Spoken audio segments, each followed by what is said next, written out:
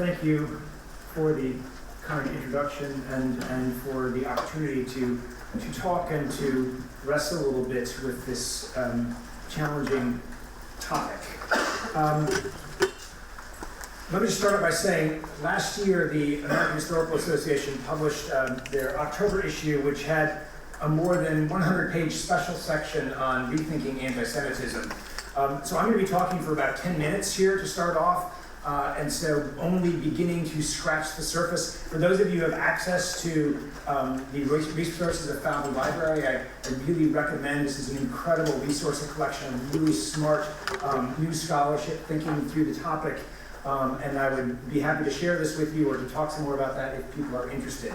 But just as a way of a caveat to start with, I'm just going to begin to explore a few ideas as a way of thinking through this topic. What I'm going to talk about today briefly is the legacy of anti-Semitism in Germany, emphasizing that for a contemporary US audience, that history will seem familiar and I think very timely. But too often, we rather comfortably render the Nazis and Germans of the 1930s and 1940s as a they, suggesting that they were not and never could be us. So today what I want to think about is this very notion of us and them, and how these terms figure in the ways in which we can look back and wrestle with Nazi Germany and its relationship to anti-Semitism in particular. I want to start with the cover of a special historical volume published by the German newsweekly Der Spiegel earlier this year. And the title is Jewish Life in Germany, The Unknown World Next Door. And this cover and the photograph in particular generated a great deal of pushback and critique, including accusations of the magazine for deploying anti-Semitic imagery in this volume. In response, the editors of Der Spiegel explained, the photo shows a 1928 street scene in Berlin's Scheunenviertel district, so a district that was inhabited by a large population of Jews, especially from recent immigrants from Eastern European countries. This scene was set in front of a lending library in the Königstraße. The editors argued that this part of Berlin was one center of Jewish life in Europe, and that this photograph showed a visible example of Jewish life in Germany, a subject which this volume then proceeded to explore in great detail and nuance. The editors concluded it was not our intention to deploy any anti-Semitic cliches. In other words, they are declaring that they are not anti-Semites. The historian Jürgen Zimmerer agreed with that assertion. But he also noted what Spiegel's response failed to recognize was the ways in which this image selection underscores an understanding that Jews in Germany were different, were other. And this was an image that even many Jews in Germany at that time would have perceived as unrepresentative. In response to this controversy, which played out in Twitter and the media in Germany and elsewhere, the blogger Una Grossmann, a woman born in Berlin who blogs at the site Irgendwie Jüdisch, which we could perhaps best translate as Jewish, I guess, in terms of how she explains herself. She asked, well, why not one of these other photos as representative of Jewish life in the first part of the 20th centuries? Why not Regina Jonas, the first female rabbi ordained in Berlin in 1935? Or Berta Pappenheim, the founder of the League of Jewish Women, founded in 1904?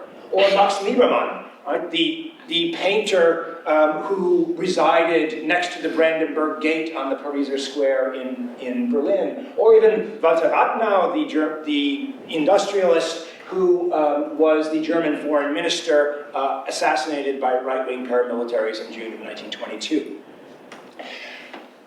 The question that Una Grossmann is posing to Der Spiegel, but also to historians of Germany, is essentially, to ask us and to challenge us to think about how do we identify Jews in 20th century Germany?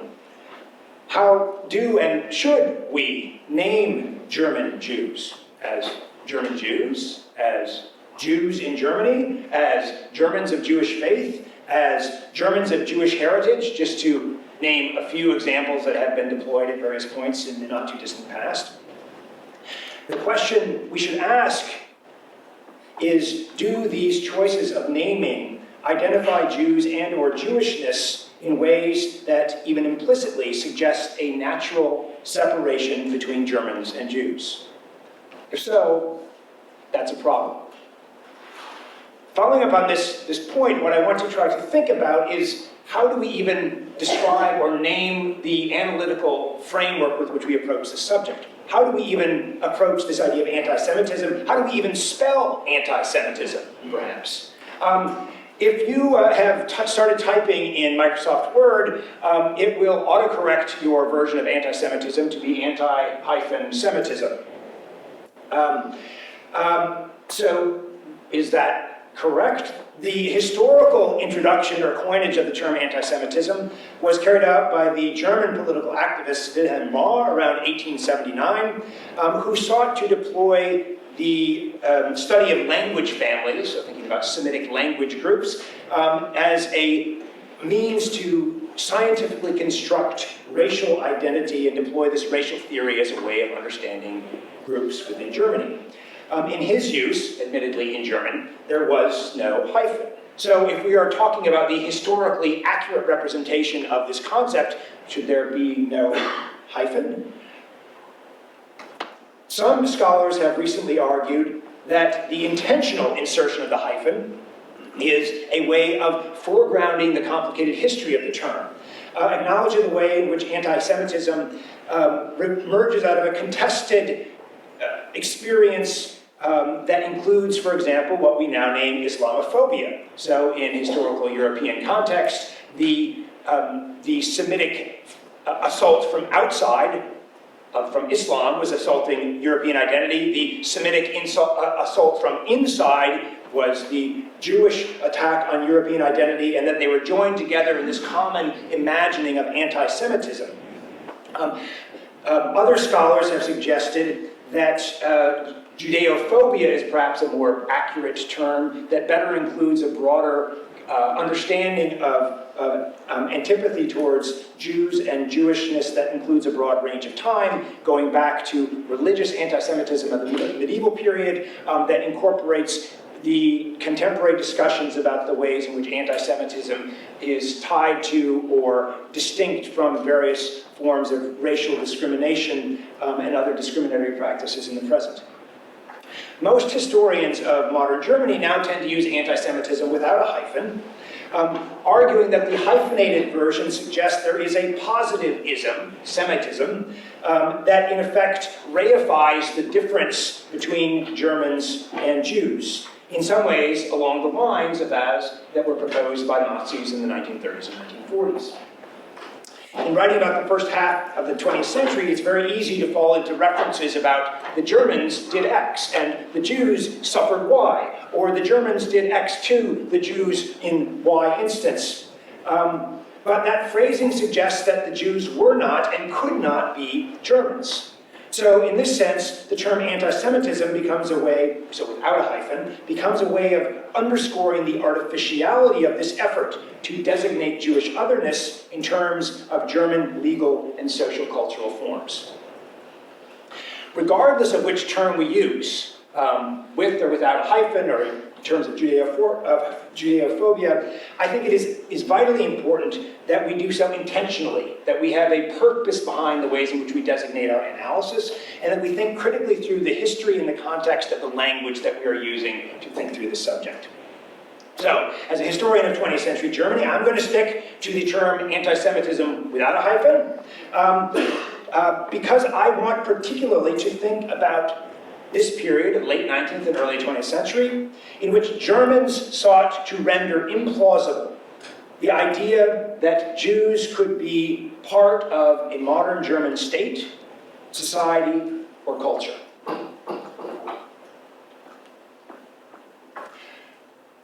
But this wrestling with terminology bumps up against the reality that the central experience of German-Jewish relations in the 20th century is the Nazi-directed effort to destroy Europe's Jewish population. So how do we square this practice? At the beginning of that undertaking, of that effort to pursue mass murder, was the need to identify and to designate Jews as not German, as outside of the German legal, socioeconomic, and cultural order. This took a great deal of effort. And I want to focus on this act of definition, right, trying to define Jews as other, as a first step in this process of leading towards mass murder. And this language definition I appropriate from the Holocaust scholar Raoul Hilberg, who identified this as a first step, that in order to subject Jews in Europe to Nazi policies, it first was necessary to identify who those people were. So this is about naming, yes, but it's also about marking as different, about setting apart from the rest of the German and or European population. So definition was part of a process that started before 1933 and accelerated once Hitler came to power in January of that year. It included violent attacks on individual Jews and Jewish businesses, one-day boycott of Jewish shops in April of 1933, the introduction of legislation to force Jews and socialists out of the German civil service later that month, and these restrictions about various aspects of German Jewish intellectual, economic life continued and expanded over the course of the next year and a half.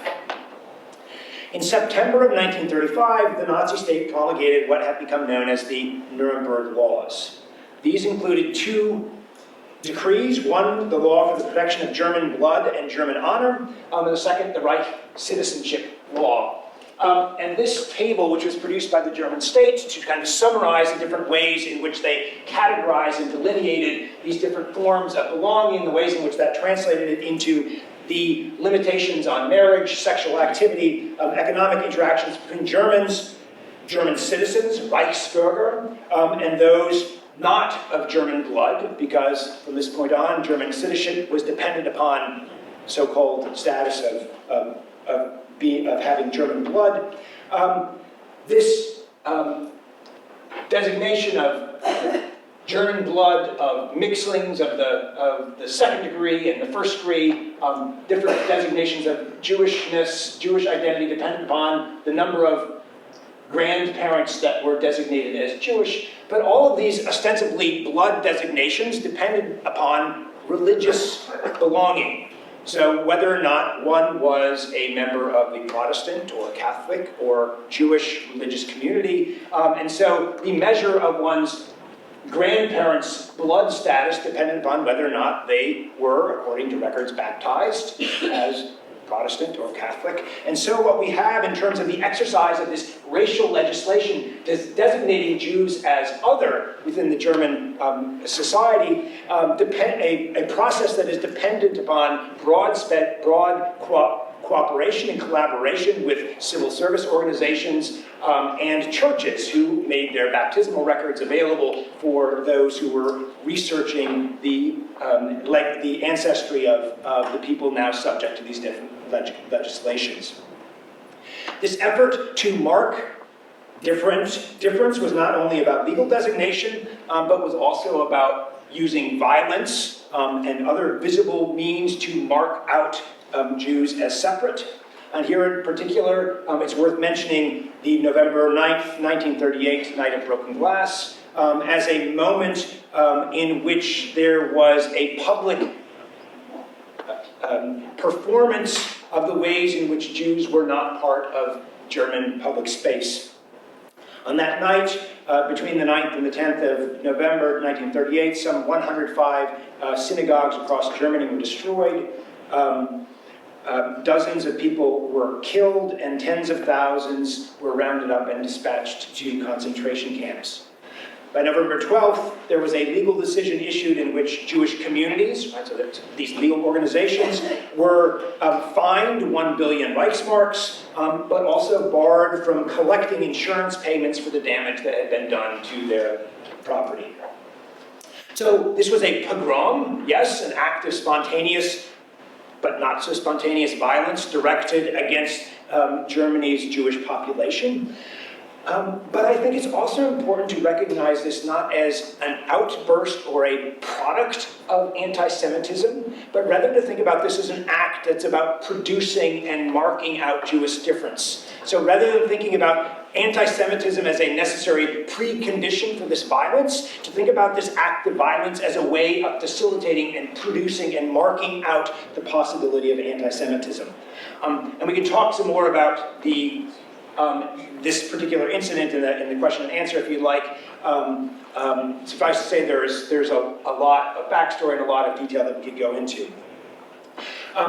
But I want to think about this relationship between anti-Semitism and mass murder, not necessarily as kind of the ways in which individual acts of violence lead inevitably towards a genocidal outcome, but to think about this process in which the marking of others, including the violent marking of others, becomes a necessary way of making mass murder an imaginable possibility. Of the some 600,000 Jews living in Germany before 1933, approximately 120,000 were killed in the Holocaust. In the area that is my focus of research, Berlin, of the more than 160,000 Jews living in the city, some 8,000 were still alive by the end of the war in 1945. In other words, a story of Jewish life in Germany, of German Jews or Jewish Germans, is necessarily a story of loss. But I would like to plead for it not as a story of erasure. And just to wrap up with one final image, speaking about my research experiences in Berlin, walking from the train station at Lichterfelde West towards the German Federal Archive in that part of the city, Western Berlin, along a street that I had gone along many times. And then in the early 2000s, as I was walking, I came across these stones, bronze markers inserted in the sidewalk. The product of the German artist Günther Demnig, beginning in 2003, to install stumbling stones, Stolpersteine, around Europe. There are now tens of thousands of these stones that can be installed in response to requests by local inhabitants to designate the last known residence of someone who was killed in the context of Nazi-directed violence. In making this assertion, I want to bring us back to where we started in terms of thinking about the ways in which in Germany and the United States, it's worth thinking through how we imagine who belongs in our societies and where they belong.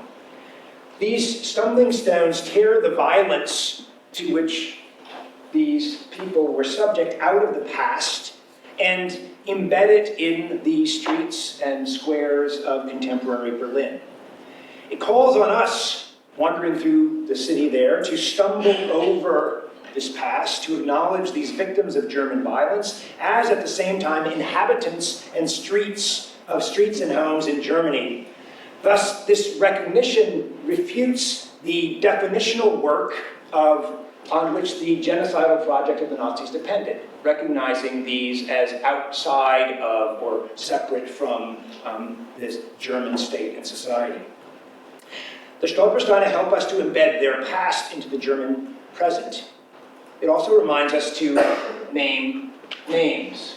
Julius Heimannsson, Bertha Heimannsson, Dr. Hugo Schönfeld, Alex Selig, to mark out their place, their presence on these streets in Berlin and elsewhere. But it also calls us to name names in the terms of thinking through and interrogating the terminology and language with which we address and wrestle with the past. In our present, and certainly not only in Germany. Thank you.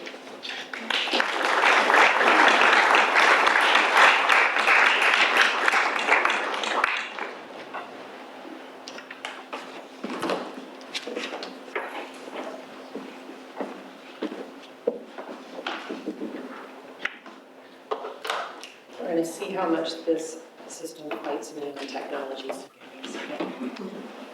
It tends to hate the Mac, I will tell you that. As my students can well attest.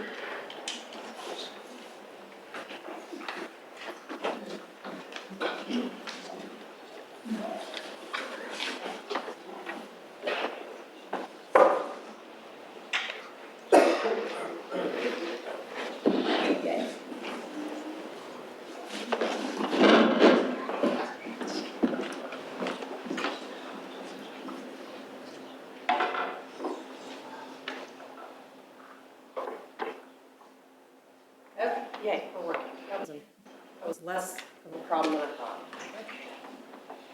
I'd like to begin by thanking Dr. Barbara Wall and Suzanne Wenzel, who I lost, who was here somewhere, for organizing this event today and asking me to be a part of it, along with my colleague, Dr. Paul Steege.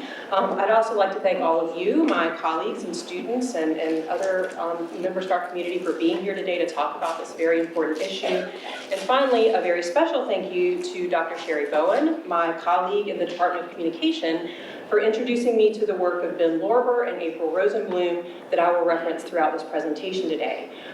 Please know that I will be showing some anti-Semitic images and talking about some anti-Semitic language so that we can talk about it. So please engage in any kind of self-care you need to think if you think those images might be triggering.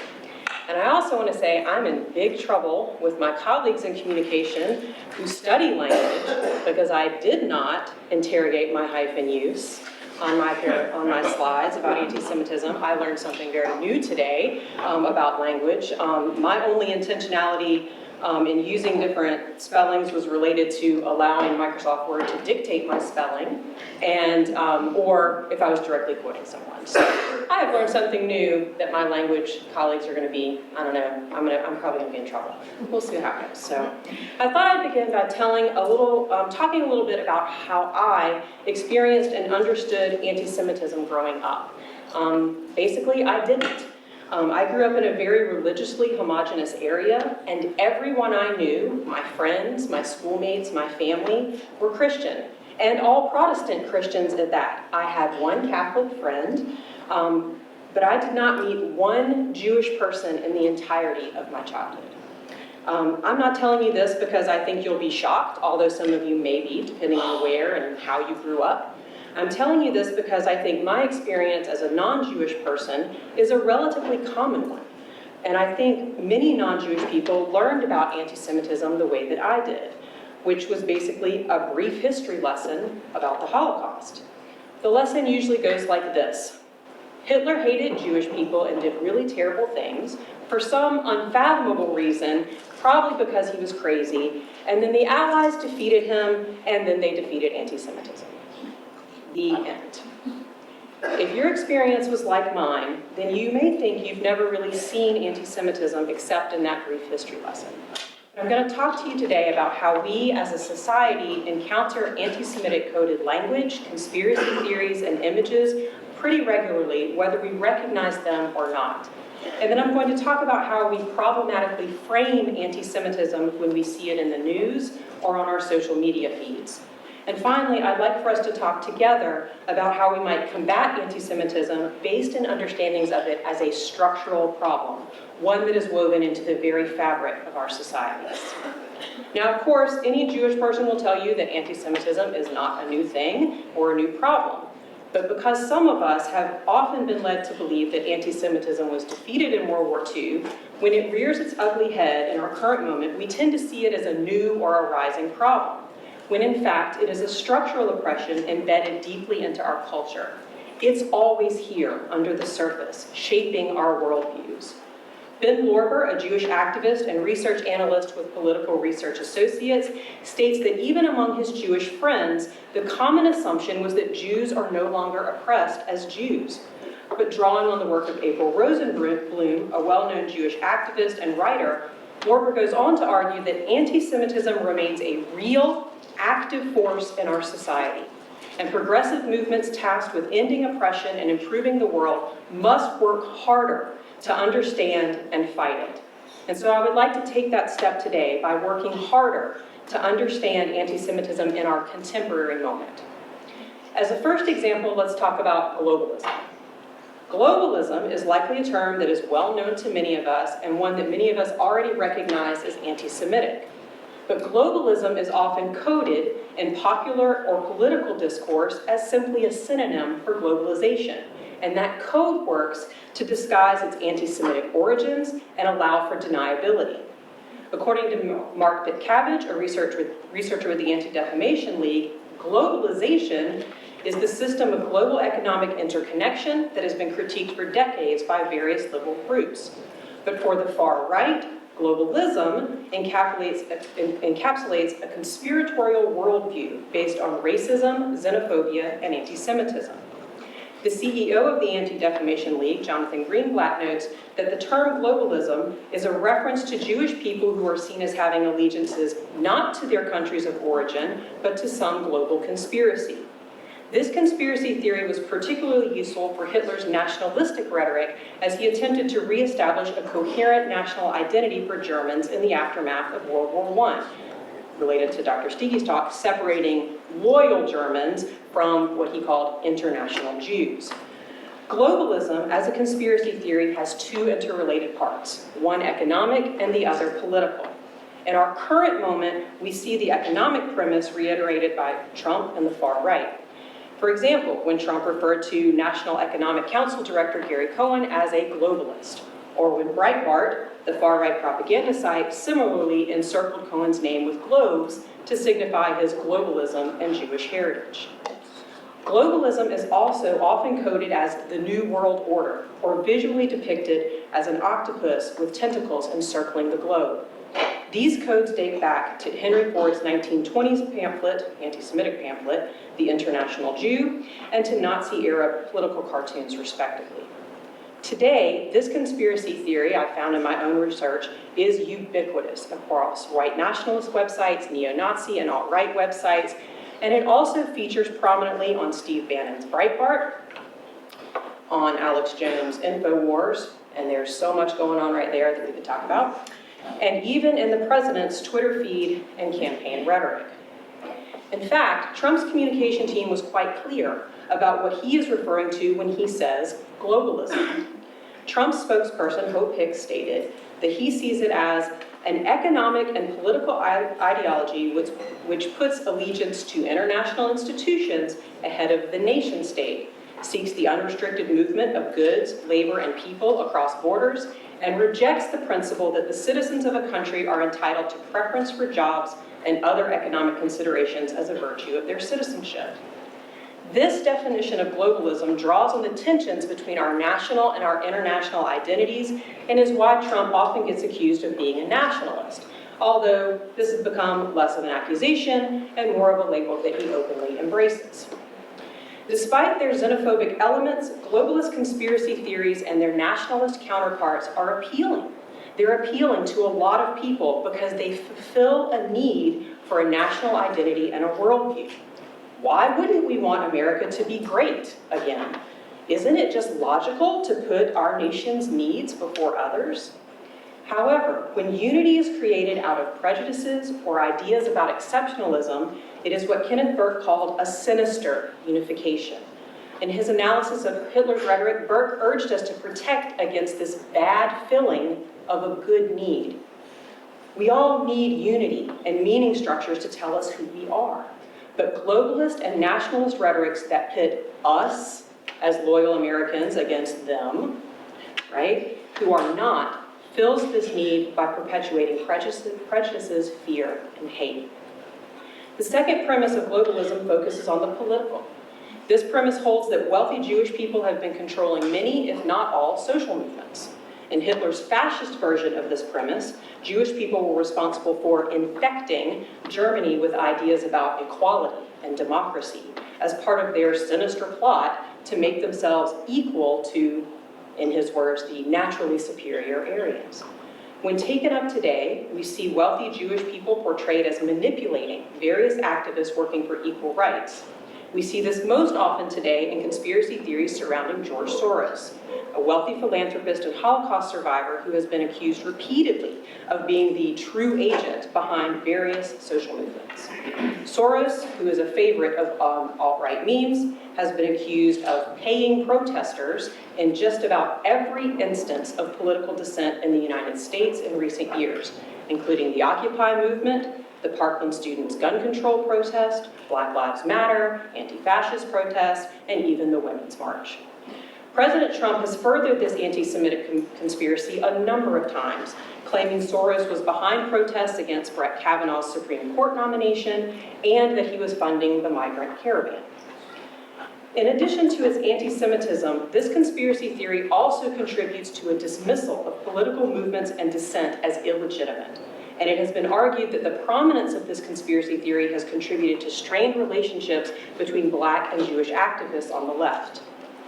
So it seems pretty obvious that anti-Semitism, particularly in the form of globalist conspiracy theories, is a strong force in our current political moment. But the question remains, why do such prejudices and conspiracies that we think are things of the past keep rising up? I believe part of the reason lies in how we frame the nature of anti-Semitism, of the anti-Semitism problem. If you take a look at most media reports or even just talk to people about the controversy of the day, and there seem to be a lot of them, such as this political cartoon of Mark Zuckerberg portrayed as an octopus, or the New York Times use of anti-Semitic images and subsequent apologies twice in 1 week. The problem of anti-Semitism, it's often framed in these examples as a lack of knowledge or of bad judgment, right? We use this frame when we see social media images, such as the family who dressed up as Nazis for Halloween that went viral, or these high school students who supposedly unknowingly used the Nazi salute in a photograph. When these things go viral, we're all initially shocked and offended. But then we tend to say things like, well, they used poor judgment. They're just goofing around. Or maybe they're just trying to be edgy and controversial. It's not like those kids are truly anti-Semitic, right? Or in the case of the New York Times or that cartoonist, maybe they just didn't know the history of those images. And perhaps those things are true. But I think we should dig a little deeper, because we also use a similar framing that people aren't truly anti-Semitic when we see these images in politics. For example, when Trump recently called out Jewish Democrats for their great disloyalty, drawing again on the myth that Jewish people are loyal to an international conspiracy and not to their nation, many commentators were quick to frame this as a political manipulation.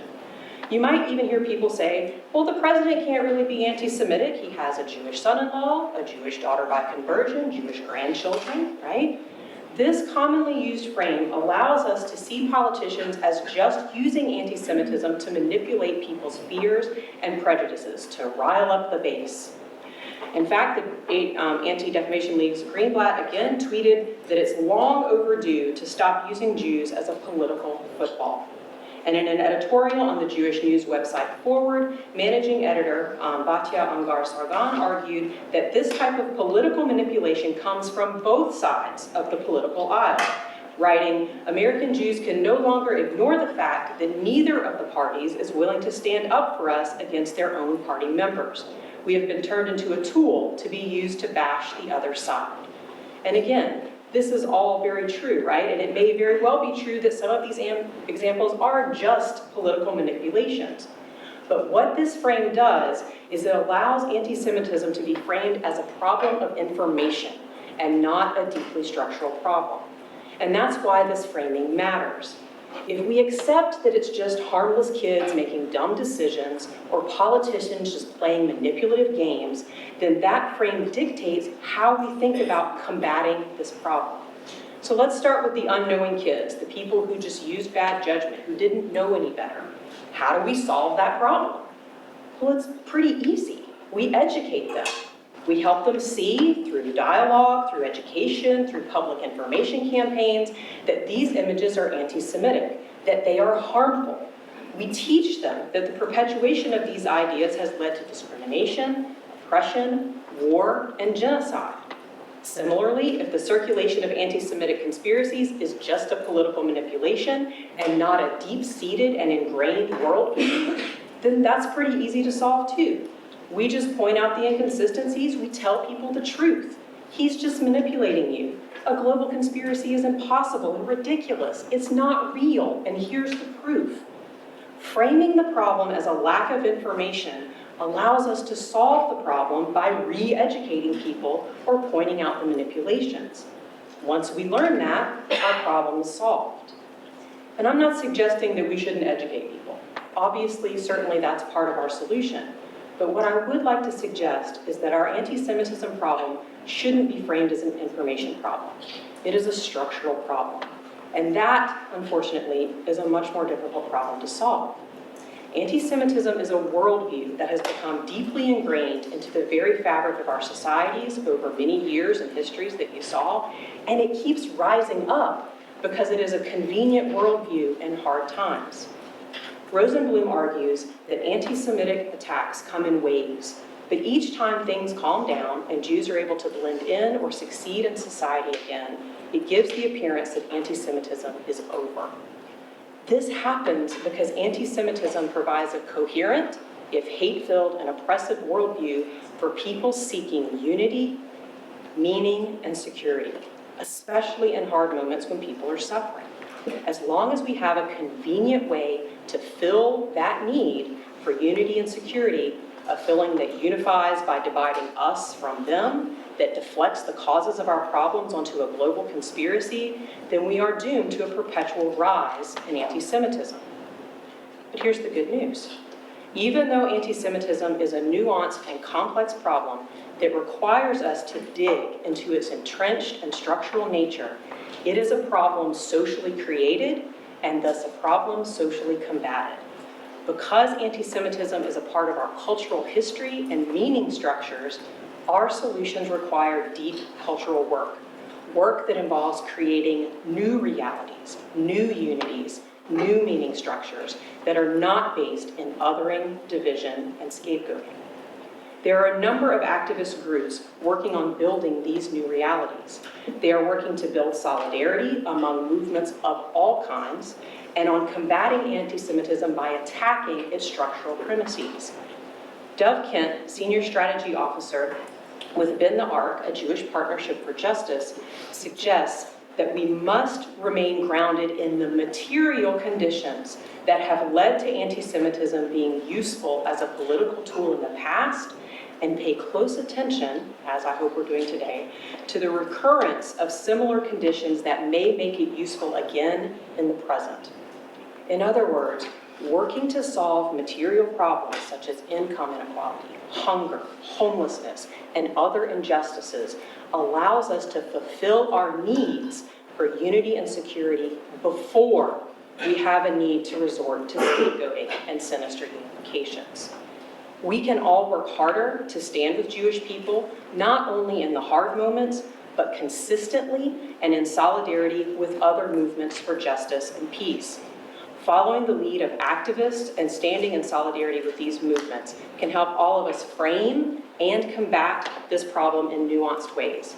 And I hope we can talk today about what some other strategies might be as we continue this conversation.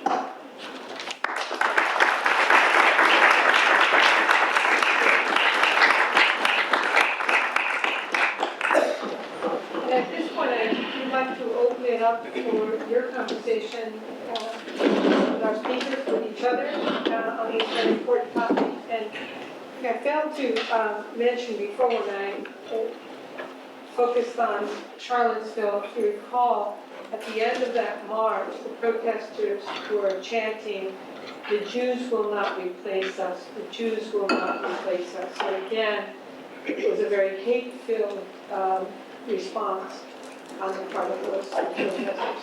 So let's open it up to any questions and comments, reflections that you might have. This is a very serious problem for us today. Hatred is always a serious problem, but this is very specific. Anyone? I want to thank you both. Very nice presentation. speak up a little louder? I have a question for you. Your focus was primarily on right-wing anti-Semitism, and that's obviously something that needs to be very much exposed, so I appreciate that. You mentioned that the possibility that the cartoon in the New York Times perhaps was an innocent mistake. I do want to point out that it definitely was not an innocent mistake. The cartoonist has a history of this type of image. And I think that sort of opens a gateway to perhaps be more open about both left-wing and Islamic anti-Semitism. It was great that you called out certain right-wingers by name, but you could also call out certain people who claim to be left-wingers or liberals, which I don't think they are by name. Some of them are in Congress, people like Ilhan Omar and Rashida Tlaib, and activists like Linda Sarsour. These are traditional anti-Semites who are currently very much engaged in promoting the oldest types of anti-Semitic stereotypes. And I think it needs to be said more forcefully that these two other prongs of anti-Semitism are equally dangerous. So what I usually, and this was like a 25-minute presentation when I started, so I've cut a lot of stuff out. One of the things I try to talk about when I talk about things like that, and the point I'm trying to make is that, and this is going to sound like a contradiction, okay?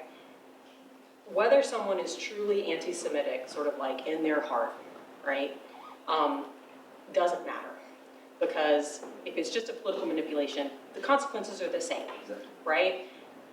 But it does matter, right, in terms of how we combat the problem, right? Combating the problem of like a true anti-Semitism, right? Someone like Hitler, and it's been argued whether he was actually truly anti-Semitic or just manipulating people, right?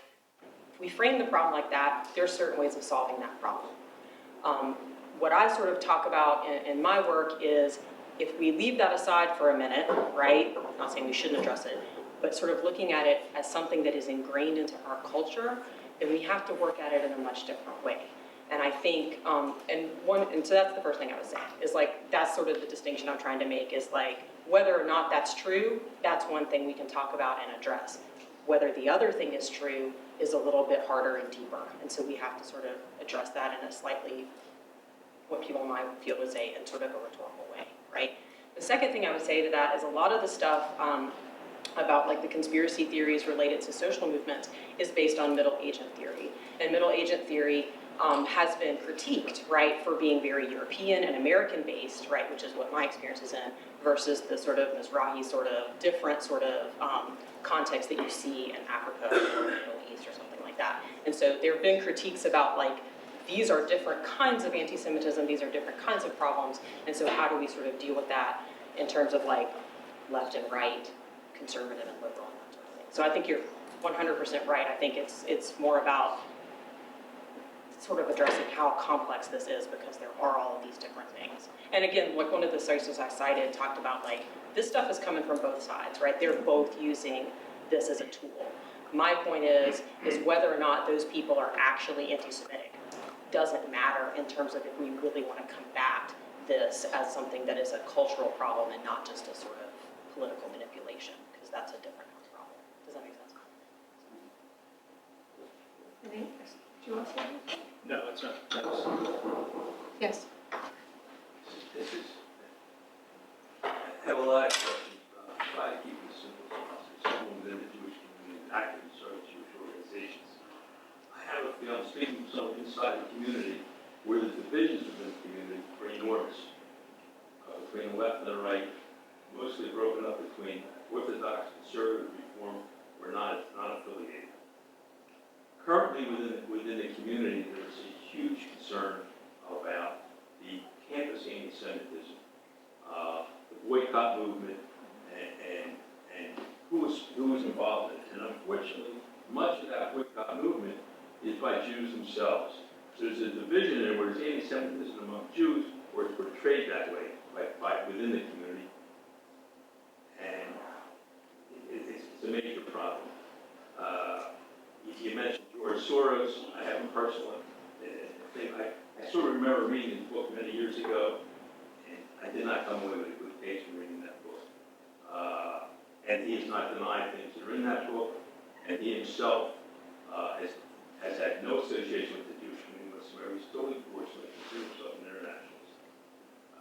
I think that's enough for one comment, but if you come on those issues.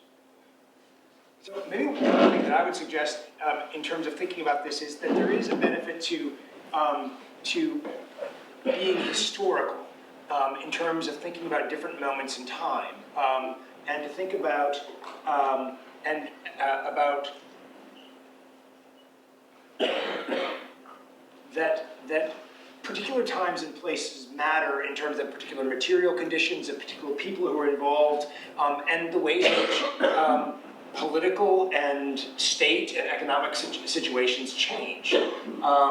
And so even in terms of thinking about, I mean, the one thing that we haven't really talked about at all, and I think this is one of the really big points that that the historians who were engaged in this reevaluation of rethinking through anti-Semitism last October was the ways in which even defining what counts as anti-Semitism is necessarily laboring under kind of two big political dilemmas. The first is kind of the centrality of the Holocaust, this genocidal experience that and the debates about whether it's singular, whether it's comparable, to what extent there can be any sort of historical contextualization of it.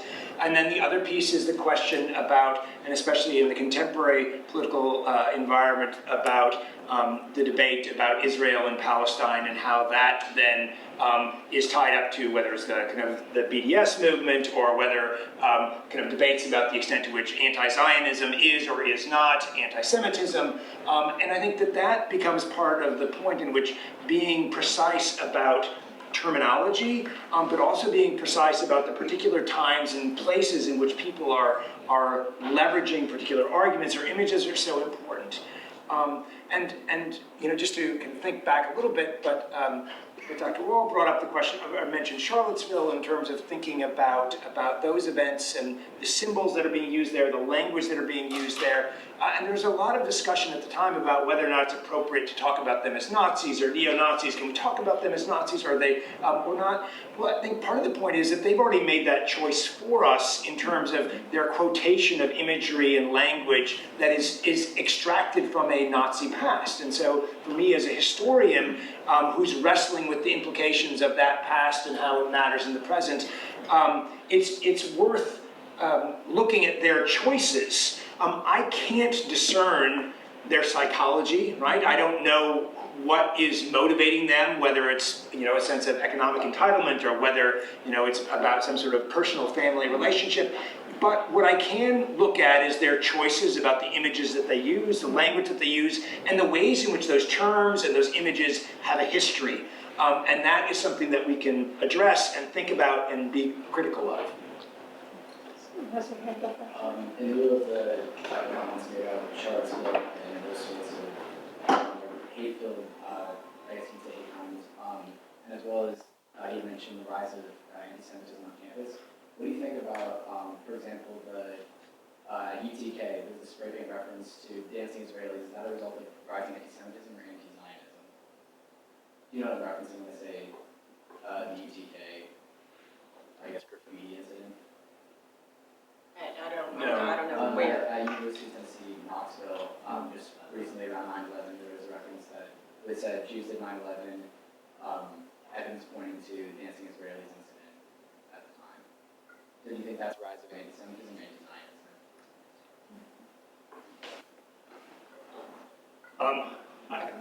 I don't know this. I can't comment about the specific example, and so I think that's part of the danger of in terms of saying. If I don't know, I can't. I mean, I don't know the image, and so I think that becomes part of it. Could you explain dancing Israelis? What does that mean? The dancing Israelis incident was around 9/11. There was a group of Israeli nationalists had been waiting on a nearby next to the parking garage, and they set up a camera before 9/11 happened facing the buildings. And it was a big incident where the FBI and CIA investigated to determine whether or not they were involved in the 9/11 attacks. It was at least like Trump's claims there were people dancing in Newark, celebrating in Newark, same Yeah. idea. Yeah. It was and to clarify, it was a very small group of people that, again, it's not representative of the whole Jewish population of Jewish people. So that's why it's such a weird situation. Not representative at all. Yeah. Not representative. I think, and I didn't know about this incident in Tennessee, but I kind of know what you're talking about now. I think, again, like, kind of what is interesting to me that I think is, and I think it also relates to your comment, is like this idea of what is it that's appealing about that kind of thing? Why is it that people who may have never encountered it, like who would never say that, like, don't, like again, like the way I grew up, I didn't even know anything about anti-Semitism, but why would a discourse like that appeal to me, right? And so it's, again, what we talk about, bad filling of a good need. Any sort of discourse that is hate-based, that tends to separate, right? Like Zionism and anti-Semitism and all of those sort of things, conservative Jewish groups versus liberal and all of this, those things are serving a need, right? We all need identity and meaning structures. Who am I? How do I fit in this world? What is my relation to other people? And a lot of what people talk about in terms of like the German context and with World War II was those people needed something, right? They needed a coherent identity and a meaning structure, and nobody was providing it for them until they provided what Burke calls the bad filling, right? A bad filling for that need. And so what is it about those discourses that fills that need in sinister ways, and how do we combat that, right? You have to fill that need with something else, right? You have to fill that need with some sort of identity based in collective solidarity, or identity based in all of these sort of different things. And it's a complicated thing, but that's sort of like, from a communication perspective, that's what we're interested in, is right? Like, why is that appealing, and what can we put in place of that, right? If we reject that as sinister or hate-filled or prejudiced or discriminatory, what do we replace it with? And we can't make that decision without sort of talking to each other, right? And sort of coming up with new ideas for doing that, because it only comes from that. Does that make sense? And one other thing I would, is really to underscore the ways in which the actual presence of Jews is not necessary for anti-Semitism, right? And so the point is that so if we're talking about Germany before 1933, the Jewish population in Germany is less than 1% of 60 million people, right? So that this is the idea somehow that there's this pervasive threat that is kind of undermining kind of Germany, it's not a reality-based argument. And certainly, if you look at the electoral appeals that the Nazi Party was undertaking in the 1920s and the early 1930s, anti-Semitism, while it was present, was not central to the electoral campaigns. While anti-Semitism and the language of anti-Semitism was certainly that was familiar to Germans and that they understood, that's an anti-Semitism with a language within which people could operate. But on the other hand, that most of the electoral campaigns, the speeches, the imagery was about targeting the Weimar system, targeting the kind of the broader failures of the socialists and the communists. Now, are there elements that they would also link that to suggest that there was a kind of a Judeo-Bolshevik conspiracy against Germany? Yes. But I think part of it to think about in terms of the driving forces towards people to be willing to accept and participate in especially anti-Semitic violence was an embrace of Nazism as a means to anti-Semitism rather than an embrace of Nazism because of anti-Semitism. And I think that this gets to this larger question of we need to worry less about diagnosing the psychology of somebody's anti-Semitic true nature and more think about the ways in which their actions have outcomes that target and other and do violence on people. And there are similarities today, are there not? Jewish population in the United States is not that large. However, targeting them and using them in the ways in which currently the anti-Semitic references on campuses like Columbia, etc., or in the Charlottesville attempt, is using the Jewish people as a political ploy for something else, it seems to some degree. What would you say? Well, I mean, again, I think it's important to think about that a university campus is different than the streets of Charlottesville, and I think too that there's kind of different work being done in these different contexts. And I think in both instances, it's important to be as precise as possible in terms of saying who we are talking about, whom they are naming, what images they are deploying, and to pay close attention to those. And not try to lump everything into the same pot.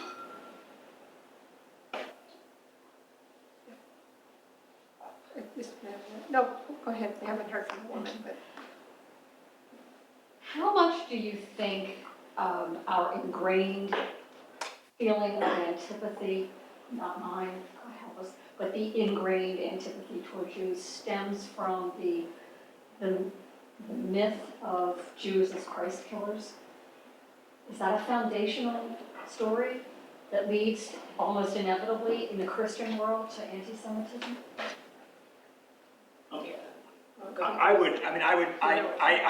I think no. I mean, part of this is I'm a little skeptical of this kind of this timeless anti-Semitism that is eternal.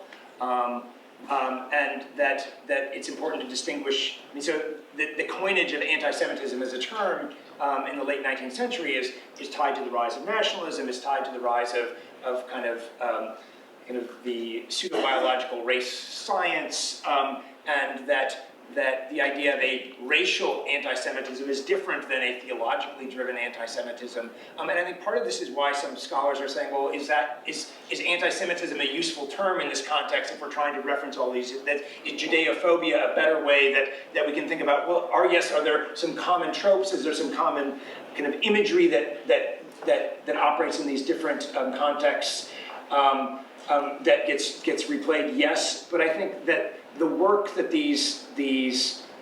that this communication, that these political battles, that these mobilizations are doing are different in the 1890s than they are in the 1930s, and different, after 1967, and different after 2016. So these moments become useful in terms of thinking about it not being this eternal phenomenon, but in fact that it is dependent upon the particular material, political and national context in which they're operating. However, I'd like to respond to that question too. If you go to the website in Mission and Ministry and look at the website that we've put up and all the research that's been done on anti-Semitism, and then you have documents from the Vatican, from local USCCB, et cetera, but then also the research and scholarship that's been done, you'll find, in response to the issue you raised about the Jews being Christ killers, in much of the Vatican documents, et cetera, particularly from Vatican II on, there was a definite attempt to write about this mythology and to address it as a reality that needs to be addressed as part and parcel of a prejudice and a hatred of a group of people, et cetera. Part of what even I quoted references that. But yes, you're right, that has been part of the history of the Catholic community and was very much a point of, a focus point at the end of Vatican II in Nostra Aetate in dealing with this fabrication that was very much part of liturgy even on Good Friday, the perfidious Jews, etc. So how many of us heard that for so many years? And it was Vatican II that really addressed that and really attempted to put that completely aside. But you're right, that's been part of our Catholic history and something that we're called upon to repent, actually, from that. But at any rate, it is part of our history. You're right about that.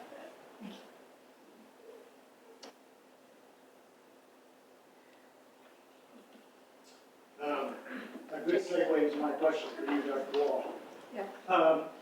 merging two strands of conversation together. There's been a lot of rhetoric and debate about reparations in the context of slavery Yes. in the Americas and elsewhere. I wonder what you see as a potential role for reparations when it comes to violence against Jews and Jewish people, and whether that might have any sort of alleviating effect of the structural issues, like Billy so well articulated, if there is some sort of mass structural response from institutions of power. You're asking me? Yeah. Thanks, Jason. Well, I think you're absolutely right in terms of raising the question. I think for not just Catholics, but for all Christian communities to address the ways structurally we have really not dealt with the structural prejudice, bias, et cetera, not only toward Jews, but toward other groups. But the issue then of what we're being called to is remembrance, recognition, admission, and asking for forgiveness. I think that requires a transformation of one's heart. And in terms of reparations, whether monetary or not, I think the most important ingredient is structurally, how do we transform, recognizing I might not necessarily have been, but part of what I represent certainly was. And how do we address a larger question of reconciliation? And as Billy said, how do we begin to work together to ensure that this never happens again, or to ensure that no individual or group of people have been demonized to the extent that minority groups have been demonized and continue to be demonized today. We can look around in our own country today. Who do we demonize mostly?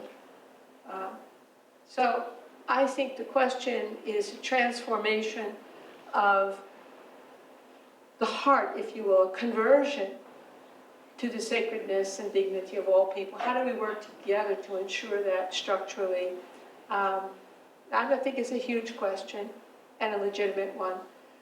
I think in terms of reparations, how many people, Jewish people, lost their homes, their fortune, etc.? How are states responding to that? I think those are legitimate questions. Yeah, I think they often get raised in the context of the Holocaust, which obviously things have happened in that front, but Inquisition. my own personal family driven out of Eastern Europe, do we have a claim to something? Whole life derailed. Yeah. It's sort of I think these types of historical questions that have contemporary resonances are very well suited for, community members, faculty, students to be engaged. Yeah. It's a very important question. What do some of you think? Thanks. Another interesting question. Period of the rise and period of Martin Luther and the breakup of the Roman Catholic Church caused by him. To what degree do you think what he was the Jews rejected Luther and was apparently angry about it? To what degree do you think that has had an impact as to what evolved eventually in the German world? So, in the same way that I'm sort of cautious about the idea of a kind of a timeless kind of anti-Semitism, I think the idea that there was some sort of inevitable pathway from kind of Luther to Hitler, I think is also something that we should be skeptical about. I think kind of the institutions of the Protestant Church in Germany and its connection to the Prussian state and to the German state were significant. I think in terms of the language that was available and the traditions that were available for the ways in which people made sense of the world, that there was a vocabulary that was accessible. And certainly there were strong strands of fairly virulent anti-Semitism that Luther made available.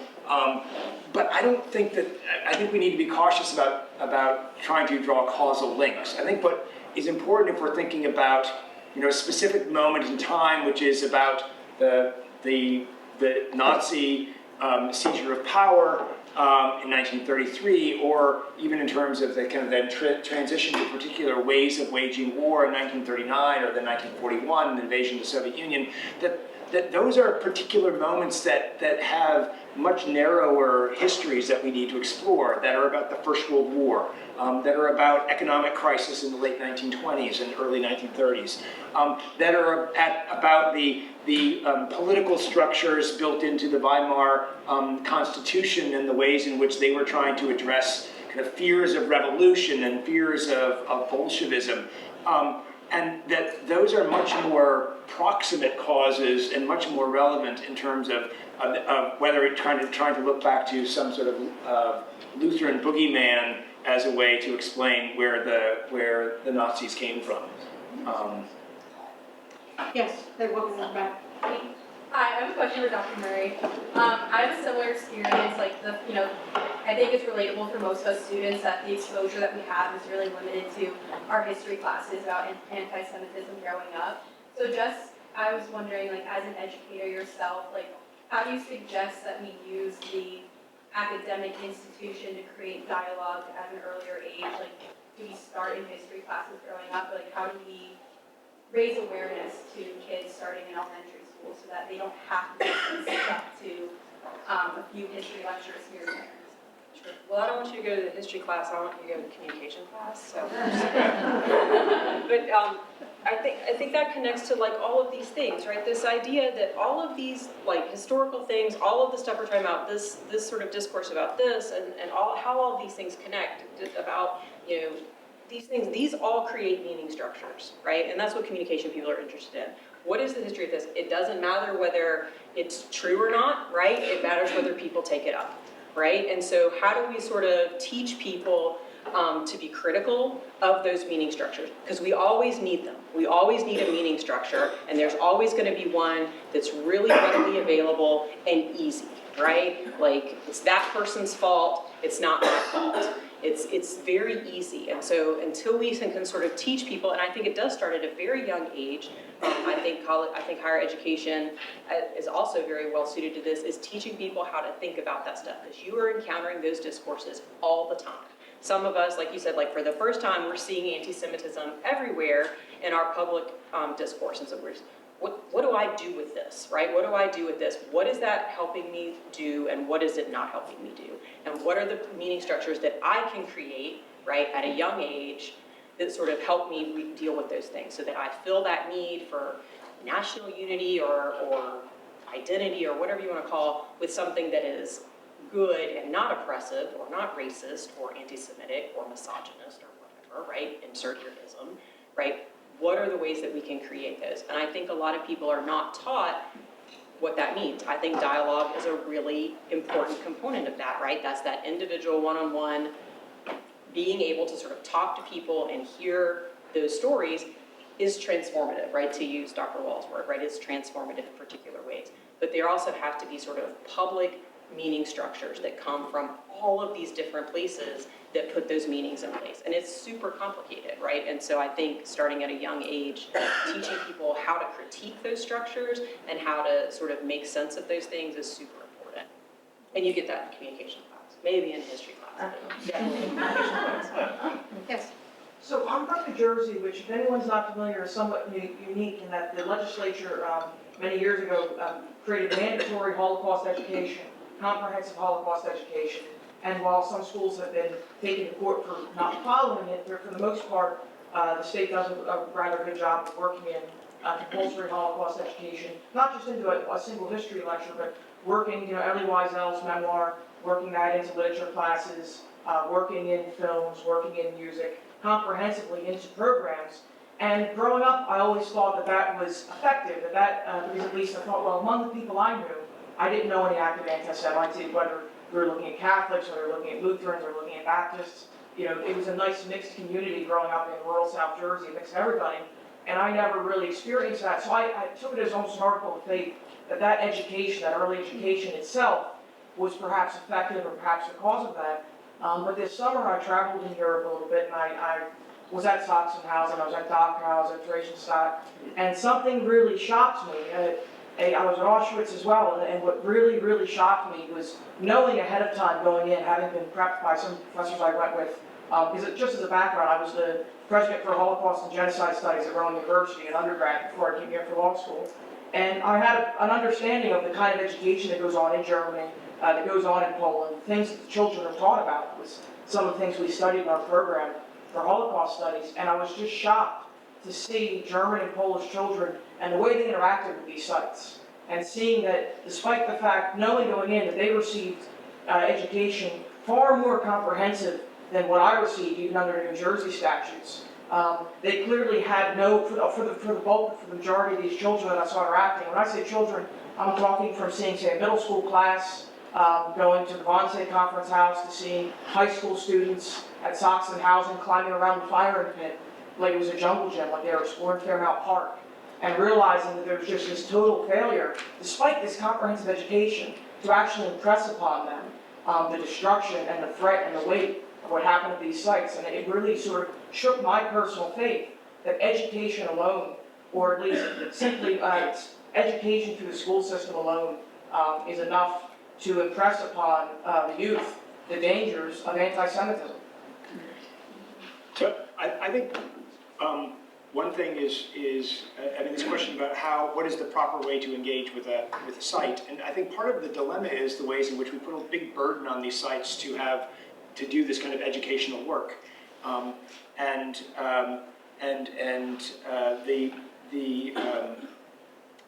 Ruth Kluger, who grew up in Vienna and spoke here at Villanova a number of years ago, but described her experience growing up in Vienna. She was deported to Theresienstadt and then to Auschwitz. She survived, emigrated to the United States. She was a professor of German at Princeton and then in the University of California system. And in her memoir, which I absolutely recommend, Still Alive, A Holocaust Girlhood Remembered, I think one of the best accounts of survival and the complications about that. But she rejects the idea that there are lessons to be learned, or a single lesson to be learned from going to a concentration camp or to a death camp. And even in terms of thinking about the camps that you list off, right, Sachsenhausen, Theresienstadt, Auschwitz, that they are very different institutions. They were doing very different work, and that we lump them all together as kind of the same thing.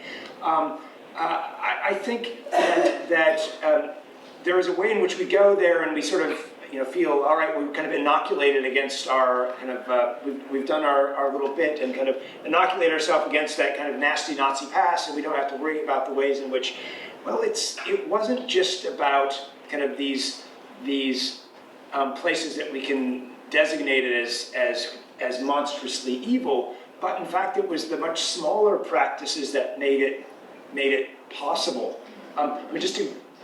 One of the bits of research that I encountered in looking at post-war World War II Berlin was a debate within the municipal council about a socialist politician who was being denounced for his actions after the Nazis had come to power. And what he had done is he had purchased a shop from a Jewish acquaintance to facilitate that acquaintance's emigration. So how do we designate that action? Is that an action that's facilitating the Aryanization of the German economy, and so in that sense complicit with the Nazi regime? Or is this an act of humanity that's facilitating the survival of a Jewish acquaintance and allowing them to escape the brutality of the Nazi regime?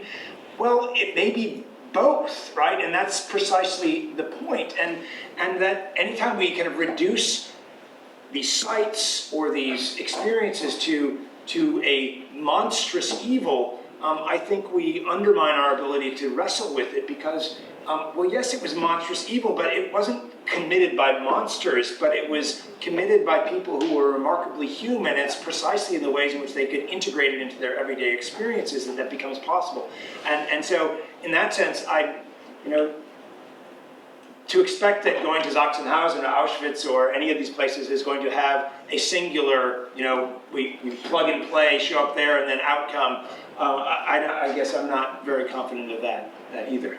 I would just say too that if you read Night by Elie Wiesel and just underscore the times in which describing the guards and what they did, it's always without emotion. So what does it mean to be involved in something where you're not completely, your mind and heart are separated? That sense of conversion, again, is something that he speaks of frequently in the past when, I remember back in '73 when he spoke downtown Philadelphia, and he said, you know, many of the guards had advanced degrees, some even had law degrees, PhDs in theology, and he said it didn't somehow touch their spirit. And my question then as an educator is, what do we do to touch people's spirit in ways, particularly in a faith-based institution? How do we do this in a way that makes a difference in how they see other people? And the sacredness and dignity of relationship is, I think, a very important structural issue that as educators we also need to do. How do we create classrooms that are respectful of that? And it's a challenge always, I think, but I think it's at the heart of our relationship to each other as persons with respect and dignity for each other's sacredness. What would it be like if we all acted simply that way? So it is a question that I know it's always raised. Maybe one last question. And A general comment, I've thought about this. I think it is a pre-adolescent, adolescent mindset.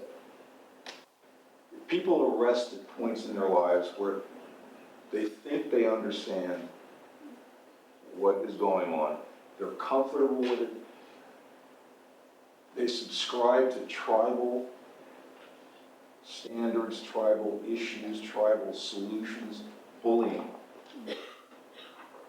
Prejudice is bullying. And what you do about it, I don't know, but you pick on someone who was a member of a small group, individually vulnerable or weak. You seem to have universal support for what you're saying and doing. And, yeah. thank you. Well, we have certainly unearthed a lot of things to think about and to explore and to reflect on today. I'd like to thank our panelists for spending this time with us, but taking the time and energy to prepare a reflection for you that I think at least has started this conversation off. I'm very grateful. I'm grateful for all of you being here. Thank you. And if you have any other questions, you'd like to come up informally. And thank you for staying for this dialogue. So.